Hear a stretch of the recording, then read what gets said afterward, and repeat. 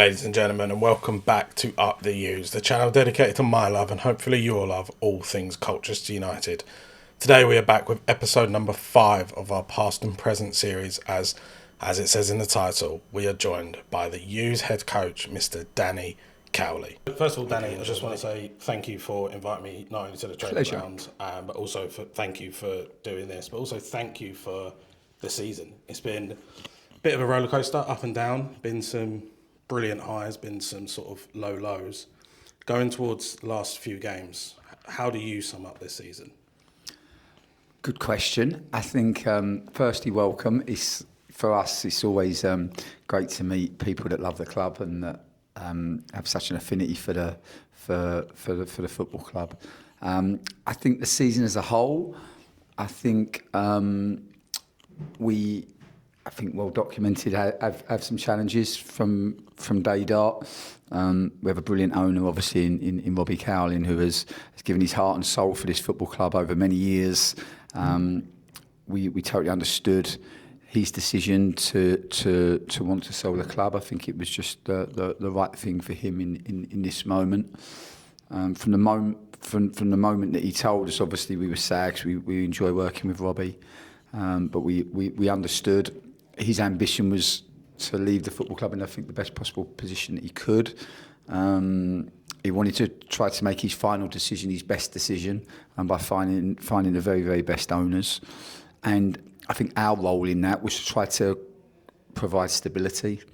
And really over the last 2 years, obviously when we first come in, the club were at the bottom of League Two. We had to fight to stay in the division. That was the first objective. But since then, it's been about trying to find stability, trying to find consistency, trying to affect the culture and the environment of the place. And I think, we've managed to do that. We're a little frustrated because we have a very young squad, and obviously we don't have huge depth in the squad, but we have some really, really good players. And probably our frustration lies that we just haven't been able to keep key players fit.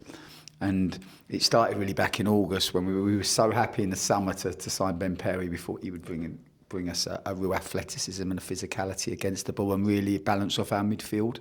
Because we have so many technical players, Teddy, Payne, Arthur Reed.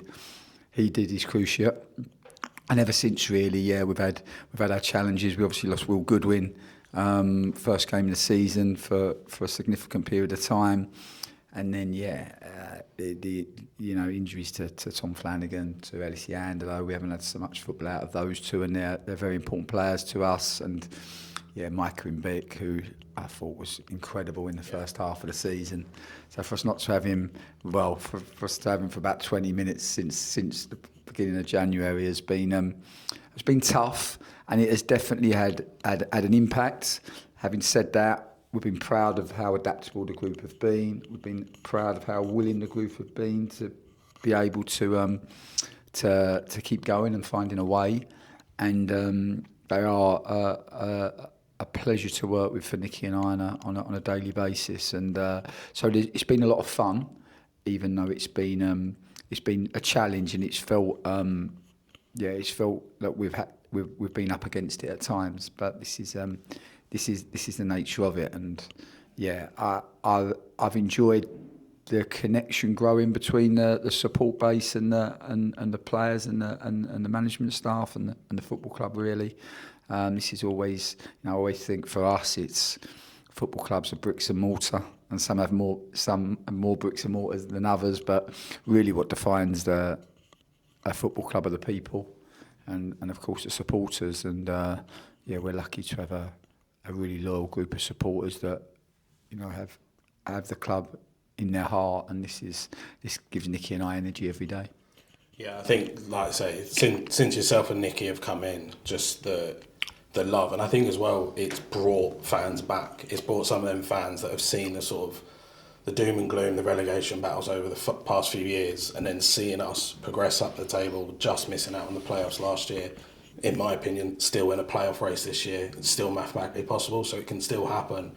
People are now starting to come back, and we alluded to it when we spoke at the open day, and you said it in an interview recently, it's now becoming cool to support Colchester United. Going to school, kids aren't Arsenal, Chelsea, Liverpool fans, there are now Culture United fans. And personally, that's the work that you and Danny have been doing, because you've taken little old Colchester and put them on the map. Oh, that's so kind of you to say. I always think it's a team effort, and I think everybody has played their part. For us, I think the football club does some unbelievable outreach work in the community, whether it be out in the schools, whether it be in going out to old people's homes, whether it be going to the hospitals, the work that we do at Shrub End with all and at the stadium with all of the different with all of the different initiatives that we have, and I mean, I'm proud of all the players and the way that they commit to that as well. I always think the best relationships are two-way, and their give and take is so important. And I'm always conscious that a football club is such a special organisation, and it means so much to so many people. And for some people, it's their only family. Yeah. And for them to be able to come to a safe space with people that are like-minded, that have the same interests, is so powerful in their lives. So we always want to try to do our bit, and of course, our ambition is always to win, but not just win on the pitch, but also try to win off the pitch. Yeah. So, first question that I want to get into in this interview is, yourself and Nicky are going into a pub quiz. You've got to take two current players with you. Oh, Who are you taking with you? Oh, it's pretty easy. Tom Smith, definitely, because he is super bright. Got a first-class honours degree at the Imperial University in economics. So, yeah, we would definitely take him. I can tell you, I definitely wouldn't take Harry Anderson. I think probably Tom Flanagan. I think would be well assisted with those two for sure. So, obviously, alluding to Harry Anderson potentially not being the one you want to take. If you looked over at the table opposite you, what players would you, if you saw them on that table, would you go, yeah, I think we'll win this? Oh, well, there you go, Harry Anderson. Or who would the other be? Whether that's because not necessarily they're so bright, but they might just get bored, or they just don't have the attention span. To be fair, Harry's unbelievable company, and I think I signed him 6 times, and he's a great kid. Wow, he's got some heart, that boy. Jeez, he's got such personality, and he's super popular with everybody. Who else? I'm going to say War Edwards. Sometimes I'm not sure he lives in our world. I think he lives in Aurora's world, and he seems a pretty good place. Because to be fair, he always comes in smiling, and he comes in with good energy. And but I definitely think he's in a world of his own, and he's good fun. Awesome. So getting into a little bit of your management style on either a match day or just a general day, what does that look like for you? To try to see the best in the people that I work with, always to try to be positive with the guys. I think being a professional footballer is the greatest job in the world, but it's not an easy one. It comes with a lot of scrutiny, especially in the world that we live in today. With social media, everybody has an opinion. So always to try to see the best in them. I think always to have open lines of communication. I always wake up every morning really and think, what's the most difficult conversation have I got to have today? Where is it? Because normally the most difficult conversation you've got to have is probably the most important conversation you've got to have. So I always think, what is it? And then try to go and find that, because I think that is, I always try to have conversation as early as I can. One, it kind of takes the weight off of your shoulders, because otherwise if you're carrying that sometimes not so good for the soul, but also for the people that you're delivering that information to, and to be open and to be honest. And I always say, particularly if it comes to team selection, if I'm wrong, I'll find you before you find me. And this is, I think this is always good to live. But I think for us to try to be organised, to try to be well planned, we try to plan everything goes without saying, you plan your training, you playing for the games, and for all the contingencies that might happen within the game. But also, even if it's an individual conversation, what do I want the outcome of this conversation to be, and then you kind of plan backwards from there. So I think all of these things are important, and of course, just to try to create a learning environment. We don't shout that from the rooftops because I'm not sure that the players would always appreciate that, but every day for the boys to come in and try to get better, for them to have the open mind, for us to try to affect their learning and also to learn from them, because I always think learning is a two-way thing. And the best players that I've worked with, you only have to tell once, but probably the very best players I've worked with, they teach you the game. They do. You know, I can remember I worked with young Emil Smith-Rowe, and he was only 19 and he was so shy, so introverted, yet he'd step on the pitch and I remember watching him and just being in awe at how he found his space and how he manipulated and used his teammates and manipulated the opponent to create space for himself. So I think that ultimately is the environment that we try to create. We try to bring a lot of energy and a lot of enthusiasm. We're lucky because we do a job that we love, so this is easy. But I always think that it's really important that we bring those qualities, because the energy and the enthusiasm are so infectious. And this is how we want our teams to play. So we've got to make sure that on a daily basis we bring that, and we sign and recruit players that I suppose are like-minded and have a real love for the games. I think if you do that and you have that natural alignment, then you bring out the best in each other. Yeah, so obviously, like you alluded to some of the difficult conversations that you have to have with players, whether that is around potentially team selection or obviously recently with the injuries we've had, maybe playing players in their unnatural position. What would you say is the hardest part of being a manager that us as fans don't see? Oh, good question. I think it's 365 days a year, for sure. It's relentless every single day. I work every day. There's no hiding play. I make no apologies for that. That's just the truth of it. It's not really work if you love what you do. So I certainly don't expect anyone to feel sorry for me, but it's always there, really close to you, and you're always, really mindful of that. You're also mindful of how much the football club means to so many, so the responsibility that comes with that, for sure. The bit that I hate the most is especially releasing the younger players and having that conversation, because you spend all year, sometimes 2 years, 3 years, 4 years working with these young players, trying to help them get better, and then you have to tell them that unfortunately we're not going to extend your contract, and you know how much it means to them. It's probably been their dream from a very young age. You know how much they've committed, how much their family's committed, and this is such a big decision and such a tough decision. And those conversations are always the ones that weigh the heaviest and take a lot of energy and emotion, because you're having to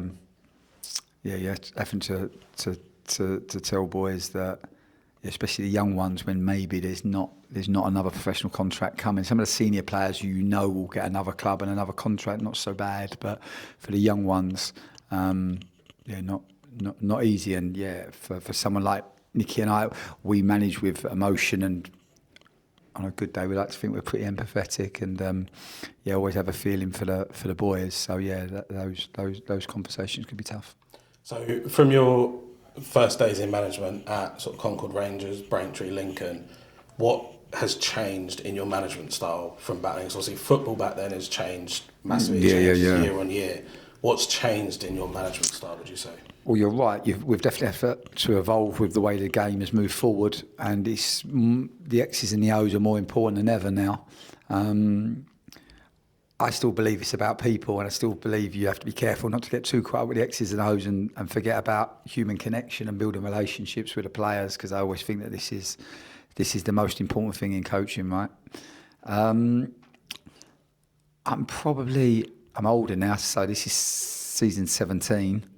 So I think when I started, because my career ended, I didn't expect it to end through injury. I still had so much enthusiasm to want to play. So yeah, I suppose I was a frustrated player still at that, and I still felt like I had the energy and apart from the injury, everything else was geared up for me to play. So yeah, I'm people won't probably agree with this, but I'm probably calmer than I was back then. I was pretty fiery back then. I think you just gain experience. I try to get better every day. I'm still trying to work the game out. I think, yeah, I'll be one of millions and millions and millions of people that are doing the same. This, I think, is why we love the game. I think in terms of style, it's always been about people for me, and it's always been about trying to create a family environment and a sense of belonging that's greater than the individual. And I think when you can do that, then you can achieve something really powerful. I think you get more experienced. I think when I was a younger coach, I would always find confrontation, and I would always want to deal with everything here and now and immediately. I think I've learned the importance of timing. Sometimes you have to hold the conversation, even though you might want to have the conversation. Sometimes you have to choose the right time to make sure it lands in the way that you want it to land. So I think I've definitely learned that, and I'm now probably not as impulsive as maybe I would have been as a younger coach. I think as you get more confident, you take more responsibility and you take more ownership of your decisions. And I'm quite cool now with saying I've got that wrong, and I'm happy to say that to the players. And I think that sometimes that can be quite powerful, actually, because you want the players to be accountable and you want the players to own their own performance. Well, you have to, if you want that, you have to lead by example yourself. So, but yeah, no, for Nicky and I, it's been 17 years. So yeah, it's been good. We've enjoyed every minute of it. Awesome.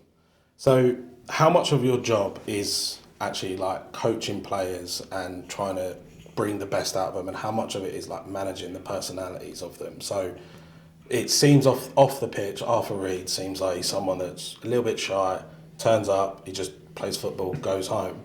But then when he's on the pitch, he's a completely different player. He's screaming, shouting, but he's, like I say, he's completely different off the pitch. So how much of it is coaching players to managing their personalities? Well, I think every player has their own personality off the pitch, and they have their own playing personality. And sometimes they're very similar, and sometimes, like you just alluded to, they can be worlds apart. And I think for us, it's always to try to understand the individual. And I think you have to understand them. Then you have to and understand what makes them tick. And I think once you do that, then you learn how to best influence them. And some need day-to-day influence, and others need it much less sparingly. I think when I look at this football club and our group, we always talk about a job and a half. Yeah. So we're a really small support staff. We have some really good players, and this group in particular are interesting actually, because we have some really young ones, and then we have some more senior ones. We don't have so many in the middle. Yeah.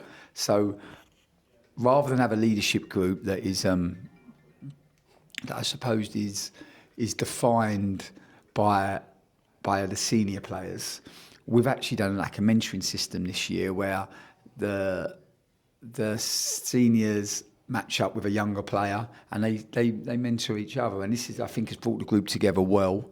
It's definitely allowed each of the group to understand each other. I think on a day-to-day basis, you have, your coaching responsibilities, and of course the players. We have an on-field coaching program and an off-field coaching program. The players learn best on the field, yep. But of course you can only spend so much time on the field when the games come as thick and fast as they do in League Two. So then you have to be really skillful at your off-field coaching, and that takes a lot of planning and preparation. Whether that be analysis work of previous games, whether that be analysis work of training, whether it be working on the opposition and how we're going to prepare to beat the opposition, or how we're going to use the players' strengths to outwit the opponent, whatever it may be. But this takes good time for sure. And then, it's all the stuff around it, really. So that's the football part of it, which is the fun part of it. And then the other part is to help and support them as human beings, really. And you're always trying to put the right provisions in place so that I think the players can then just focus on the football. That's what you're always trying to do. And I think when we get the environment and the provisions, the support provisions right, you can take the excuses out of the players, and the players can then just focus wholeheartedly on their performance. And I think that this can work well.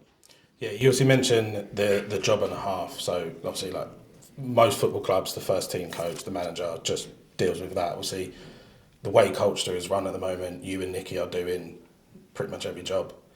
Tom Flanagan's obviously gone up in the stands where he's been injured. He could probably quite easily just go, no, I'm injured, I'm going to do my injury and rest and recover, but he's up the top.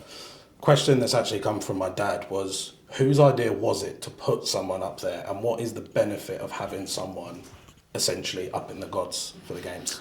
Yeah, well, I think this is a wonderful football club first and foremost, and we've got some brilliant staff and who work tirelessly every day without any limelight and without any credit, but do a brilliant job. And I think it makes total sense for where the club is at for Robbie to have made the decisions that he has made in this, especially in this period.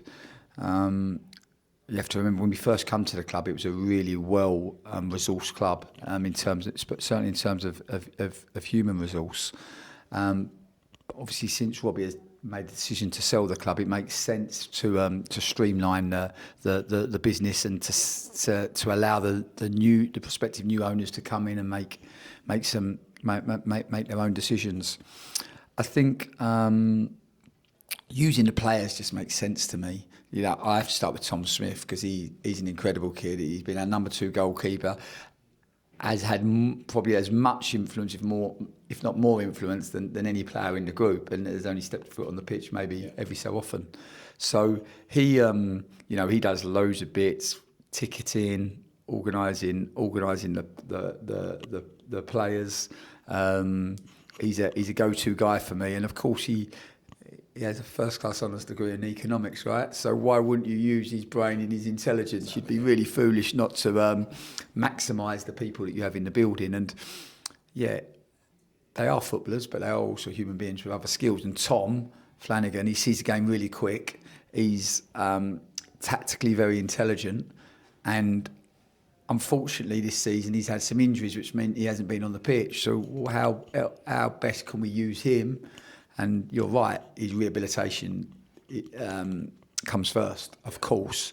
But if we can use them in other ways to support the players and for them to have an influence on the outcome of games, then they're really motivated to do that. And I do think we call it a job and a half, but I think it's really good. And I think we have such a humble group, and the boys are so humble and so willing to put the group before themselves. And we all have a role to play in that, really, and that is kind of I love that. And even if we go forward with new owners and we have more support staff or we have better provisions, I don't want to lose that, because that feeling of a job and a half and everybody willing to go the extra yard, I think is really powerful and a really important part of our culture. Yeah, so you mentioned obviously like the different role or extra roles that people take on around the club. What would you say is the most underrated role in a football team? Oh. Whether you could be the person up front like Mbik scoring the goals, yes, Macy in goal, stopping the goals, but what would you say is the most underrated role for someone? Well, of course, everyone talks about 1 and 9, don't they? Because I suppose they can win you or lose you the most points. But yeah, at a football club, there are so many jobs that people do behind the scenes. You know, you just look at our media guys, and you look at the digital world now, how they can bring our day-to-day work to life, and how they can connect our players with the supporters. You look at the job that Nancy and Liz do and Dyer does in terms of the football operation and all the the secretarial roles, all the all the operational roles, because this is a big football operation, because, at full-time level we have 18s, 21s and first team. We're probably only 2 clubs, maybe 3 clubs in League Two that has that provision. I think, and that's before we think about all the younger age groups from the under 6s, under 7s, all the way through. So it's a big football operation. You think about all the work that goes into a match day, the analysis work that we do. For us, we analyse everything: training, the opponent, our games. We're forever in team meetings or department meetings or individual meetings. The sports science guys, the work that they do in terms of the physical aspect, trying to, the greatest thing that any coach can give any player is, speed and the ability to execute at speed, but then fitness so that the players can do what they're good at time and time again. I think you look at the medical guys and the physios and the work that they do in terms of rehab. They've been busy this year because we've been on the wrong side of injuries, but the amount of work that they do. I think you look at our chef and the way that he presents and prepares the food, whether it be breakfast, whether it be lunch, to help the players and to fuel the players so they can train and play at their best. And then you think kit provisions and Dino. He's I remember when we first arrived, there was no doubt that he was the most popular person at this football club, Dino, and the supporters at that time liked Dean more than the supporters. I can remember being Harrogate, actually. I think we lose right in death to Harrogate. Tough loss. And I remember before the game, and I thought, I've got to whip these supporters up. And I thought, I actually got Dino to come out, and I used to sing a song about him, and I'd get him to come out before and get the crowd going. And so yeah, he's unique, bless him. But everybody, everybody's. I always think of it like this, right? Everybody's a cog in the wheel. It don't matter if you're the number 9 who scores 30 goals a season. You're no more important than anybody else in the football club, and everybody hopefully gets treated in the same way with a high level of respect. We genuinely hope that they feel really valued, and I think this allows everybody the space. I always like an environment where everybody feels safe and secure enough to be themselves. And I think if we can create that, then you see the best in people. And if you see the best in people, you normally get people with good energy, good enthusiasm, working at their potential. Awesome. So before I let you go, I want to ask you a few quick fire questions, soccer style, the old school days. Go on. In the entire squad, I think I might know the answer to this. Who's the prankster? Prankster. I'm going to say...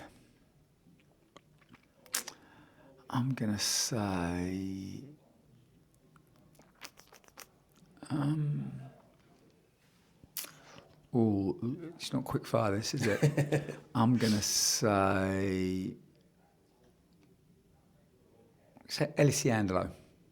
The person I was thinking was Harry Anderson. Yeah, Harry. I think Will Goodwin, actually. Yeah. I think when you turn your back, I'd be careful of Will Goodwin. He's, I know how popular he is with the rest of the group, so yeah, maybe Will. I feel like there's only 2 players in this category. Kyrie Slisby or Warwick Edwards. Who's the quickest? Oh, wow. I would find it very difficult to split them. I'd like to see a race. I suppose it depends on the distance, and probably depends. One of Kyrie's best abilities is that he can repeat sprints. So he can run as fast in the 90th minute as he can the first minute. And wow, his acceleration. So that's with Awara, his pickup is like 0 to 60 in maybe 2 seconds. So yeah, his acceleration is quick. It'd be a good race. Yeah. Sure. So who's the strong man in whether that's in the gym, out lifting everyone? It used to be Manny Egbo. He used to do these muscle ups, which is like an advanced pull up, chin up. Like everyone knows how hard chin ups are, right? But he would go above and beyond and go right up into like a show off, basically. Yeah, and he would do it with weight on as well. Natural strength, I would say Samps. Yeah. I would say is naturally strong. His strength and conditioning program is more sort of Pilates based and about mobility because he's super strong. And almost too strong for his own body at times. Who is the trickster in the team? Skill-wise, Skill-wise, yeah. Yeah, skill-wise. Oh, there's a few that are good footballers. Either constantly nutmegging players, flicking over their heads, dropping the keepers down and chipping them. Yeah, it always depends what you think skill is, isn't it? I always think about Cristiano Ronaldo, and everyone thinks about his step overs and his tricks and his flicks, but the way he heads the ball and the way he crosses and the way he finishes is always a skill for me. So I suppose on that I'm going to say Jack Payne. Yeah, he's the one that comes to mind, just seeing what he does on the pitch when the ball can be 2 yards away from him and he just flicks his leg out and it's at his feet. And he's a little genius and he's a top footballer. Well, to be as small as Jack is and to have played at the level that he has, you've got to be so good. And his brain as well, he's worked so quickly. Yeah, anytime that he scores a goal or does anything that's just Jack Payne-esque, I always call him our little magician because he's just... The game could be lacking, and he'll get the ball, and he'll just do something, bring it to life, and just brings it back to life, as you say. Probably another one that's a fairly obvious pick, but who's in your mind? Who's going to be a future manager? Oh, that is a good question. Tom Flanagan is doing his director of football, sporting director qualification at the moment, so he's doing a master's in that. Tom Smith is too clever to be a football manager, so he's not stupid enough to go into that. I think Jack Payne loves the game. I wonder. Others. Yeah, I've been interested. Kane Vincent-Young is really bright and has such a good way, especially with some of our younger players. I see maybe more coaching for Kane. I don't think he'd want to upset anybody, so I'm not sure he's made out for that. Yeah, it'd be interesting. Do you know what I've had in the past? There's boys that I've managed that have gone on to be managers that I would have said no chance, absolutely no chance, and they've gone on to have really successful careers. So I always think keep the open mind. It'll be good to see. Yeah, I think when I've done an interview with Carl Duguid and asked him something very similar, and he said he never would have seen Johnny Jackson go into management, let alone do what he's doing, obviously, at Wimbledon. So sometimes it is the players that you would never even think of doing it, then go and potentially become some of the most successful managers. Yeah, for sure. Who is Mr. 100% that every single day, I imagine every single player does this, but every single day comes in, always early, always gives his absolute all. Yeah, the best ability. We're really lucky. We've got a number of boys that are brilliant professionals and bring their best qualities on a consistent basis. I think it's something I really admire. You know, Jack Payne, I spoke before about he bounces in with just such a relentless energy and enthusiasm. Jack Tucker just plays every game so low maintenance. You know, Jack. We spoke earlier about some players you need to influence on a day-to-day basis. Some you can speak to much less sparingly. And Jack has, I think I've really been proud of the way Jack's added leadership to his game. Yeah. I saw potential in Jack as a leader, and I think that because Tom hasn't always been fit, he's picked up the armband, and I think he's really run with that, and he's really grown as a leader as a consequence of that responsibility. But I also actually think it's helped his performance as well. Yeah, I think the thing that's been really, really nice to see with Tucker is, as he came in last season on loan and didn't quite get as much game time maybe as he wanted to. Then obviously we had the absolute wonder kid of Jamie McDonnell, and he picked up the injuries in the Doncaster game. And then Jack slotted in that defensive mid role. And I remember when he got announced that Tux was coming back, I was like, do you know what? Really good squad player to have. But this season he's gone on to actually potentially go down as one of our best centre-backs probably in the last 10 years that we've had.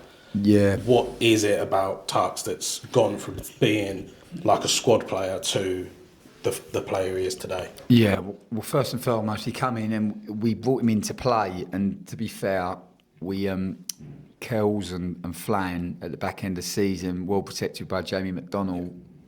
We kept so many clean sheets. We were so consistent with our level of performance. The Tux just didn't get the opportunity that we anticipated. But the way he conducted himself every day, his professionalism, was just first class, and we knew he was a really good player, and he's got as a centre half, he has a really rounded skill set, because of course League Two requires you to be aerially dominant at centre half because there's enough teams that ask questions of you in a direct way. So you have to be good aerially. You also have to be mobile enough and be ready to defend the space. And for us, we also like them to start our play and be consistent on the ball. So we ask a lot of them, and that's why we like the rounded ones. I don't like the extreme that maybe are brilliant at one aspect, but then have a real weakness in another aspect. So yeah, for us, that's the qualities we like in Tux, and he trains consistently every day, and he's for me been one of our best performers this season. So I'll open this up not just for Colchester, but in your entire career. What's been the best initiation and what's been the worst initiation, whether that's song or if they've had to do a dance or anything like that? Ooh, the worst, definitely. I remember we used to do. We used to call it Lincoln's Got Talent, and we opened up. We got bored of the boys singing badly and standing on a chair and singing, so we opened it up a bit. And I remember being in Portugal. I think we were in Vila Moura, and Ollie Palmer had just signed for us, and the boys weren't sure of Ollie at the time because we had quite a northern group actually in Lincoln, and they were very down to earth and humble. And Ollie's larger than life character, really good fun, but larger than life and pretty opinionated. And he came in, and he did a magic trick, and I remember him setting this magic trick up. And we had Jimmy Walker, our goalkeeper coach at the time, and Jim had such a big personality, and he would be ant and deck rolled into one, and he'd always open it up with singing, and he could sing, and like he could just hold an audience. He was so good. So he opened it up, and then Ollie had this. He had it all set up. He had like the music, and he'd obviously invested a lot of time into and thought into what he was going to do. And I think he pulls out Paul Farman, our goalkeeper. He pulls out Paul Farman's T-shirt, and Farman's like, "That's my going out T-shirt. That cost me 150 quid." And Ollie then, with deodorant, sprays some deodorant like a face on this T-shirt, and then he pulls out a match, and he then sets the T-shirt on fire. But in doing so, it was deodorant. It all went up, and he set himself on fire, and we pretty much had to get the fire extinguisher, put it out, and evacuate the hotel. And this was Ollie Palmer. So that was definitely the most memorable initiation. The best. Do you know what we do now? The boys tell their story. Yeah. Because I just had enough of them singing really badly. We've had a couple of good singers in the past, or a couple that think they're good, and maybe not as good as they think they were. But now they tell their stories. They come up and they just speak about their journey, their life, their family, their ambitions, where they see their future. And it's so much fun. We do it every Friday. Every Friday when we're playing at home. And we've now done all the players, so now we're on to staff. And it's just it's a great way for us just to connect with them and get to know them. And even though you've worked with them, and Harry Anderson, I've signed him 6 times, but still they do their stories, and you learn things that you didn't know about them. And this for me I love people, so yeah, I really enjoy that. Awesome. Do you have any pre-match traditions? Are you right trader on first, then left? Or yeah, I have quite a few bits like that. Yeah, quite a few sort of silly superstitions. But yeah, I try to work as hard as I can Monday to Friday to hopefully take the pressure off of match day. That's what I always like to do. I always like to go to bed Friday night knowing that I couldn't have done any more, and then it kind of, it takes the pressure off, and then the match day will be what it'll be. So this is a question that I'm quite interested to know from a manager's point of view. Few games in the past, most recently the game with Crawley where Samson's goal went in that everyone in the crowd could see. Yeah, it's Walsall, yeah. But for some reason the referee couldn't see it. Yeah. VAR in the lower leagues, are you for it? No, against I don't want VAR in the lower leagues. I would like goal line technology. I think that could be possible. I'd love the officials to be full time. I think that needs to happen just to help them and support them. I think it's a really hard job. I referee my boys' team on a Sunday morning, and I know it's not easy. It's not easy at all. But yeah, I would like to try to give them the tools to be able to apply the laws of the game as consistently as they could. Yeah, I think there's a few people that have started to come to matches that are of like my dad's family, and they went and watched a Malden and Tiptree game, and they said that one of the goals that was conceded, the player slid in, missed the ball, and just slapped it in with his hand, and Really? it was in front of the linesman, and it was given. And I had a leant forward. I went, "What's going to be shocking is he might be refereeing in our league next year." So and.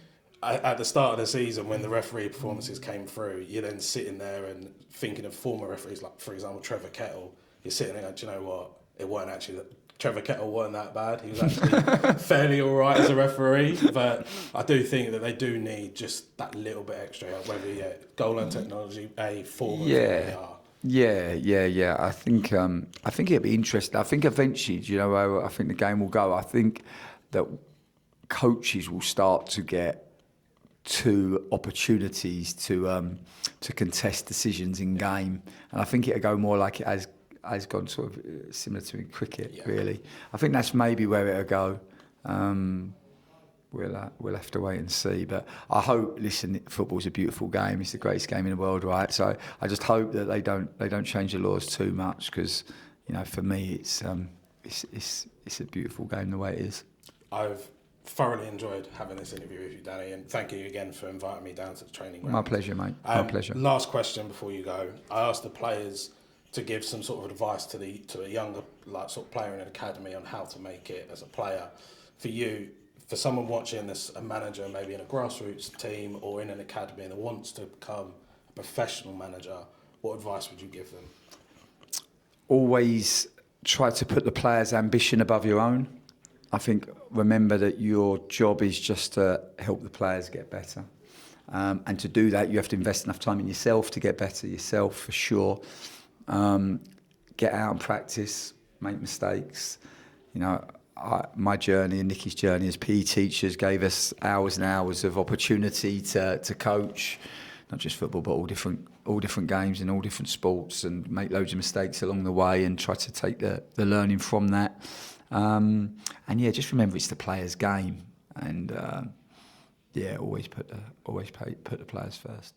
Awesome, thank you. So a very open and honest interview there from Danny Cowley. It was an absolute honour and a privilege to be able to get the chance to interview him, and that's all because of you guys. So thank you very, very much for that. If you've liked what you've seen in today's video, then please go down below, hit the like button, hit subscribe, and also hit the bell notification so you get notified of when I next upload. Also, make sure you head over to all social media platforms at official Up the U's and give us a follow over there as well. But that's it for this week. As always, remember, Up the U's.